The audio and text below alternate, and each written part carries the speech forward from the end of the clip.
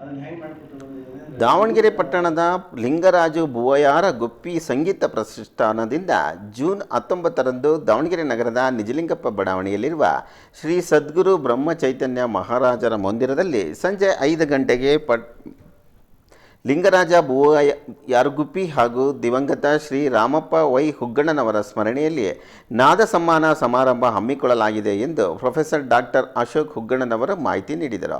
ಸುದ್ದಿಗೋಷ್ಠಿಯಲ್ಲಿ ಮಾತನಾಡಿದ ಅವರು, ಕಳೆದ 19 ವರ್ಷದಿಂದ ನಾದ ಸಮ್ಮಾನ ಪ್ರಶಸ್ತಿ ನೀಡುತ್ತಾ ಬಂದಿದ್ದೇವೆ. ಈ ಬಾರಿ ಧಾರವಾಡದ ಖ್ಯಾತ ತಬಲಾ ವಾದಕರಾದ ಅಲ್ಲಮ್ಮ ಪ್ರಭು ಕಡಕೊಳ ಅವರಿಗೆ 2024ನೇ ಸಾಲಿನ ಪ್ರಶಸ್ತಿ ಪ್ರದಾನ ಮಾಡಲಾಗುತ್ತಿದೆ. ಪ್ರಶಸ್ತಿಯು ನಗದು ಪುರಸ್ಕಾರ ಜೊತೆಗೆ ಸ್ಮರಣ ಸಂಚಿಕೆ ಒಳಗೊಂಡಿದೆ ಎಂದರು. ಸ್ನೇಹಿತರನ್ನು ಸೇರಿಕೊಂಡು ಈ ಅವಾರ್ಡ್ ಫಂಕ್ಷನ್ ಅನೇಕ ಕಡೆಗಳಲ್ಲಿ ಮಾಡ್ತೀವಿ. ಈ ಸರಿ ದಾವಣಗೆರೆ ಇದೊಂದು ಹಿಂದಿನ ಲೆಕ್ಕಾಚಾರ ತೆಗೆದ್ರೆ ದಾವಣಗೆರೆ ಒಂದು ಸಾಂಸ್ಕೃತಿಕ ನಾಡಾಗಿತ್ತು ಒಂದು ಕಾಲದಲ್ಲಿ ಸಂಗೀತಕ್ಕೆ. ಆದರೆ ಇವತ್ತಿನ ದಿವಸ ಭಾಳ ಒಂದು ಕ್ಷೀಣ ಆಗಿಬಿಟ್ಟಲ್ಲ ಹಿಂದೂಸ್ತಾನಿ ಸಂಗೀತದಲ್ಲಿ ಅಂತ ನನ್ನ ಭಾವನೆ.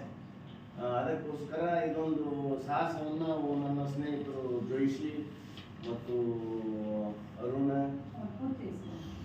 ಮಾಲ್ತೇಶ್ ಜೋಶಿ ಅವರು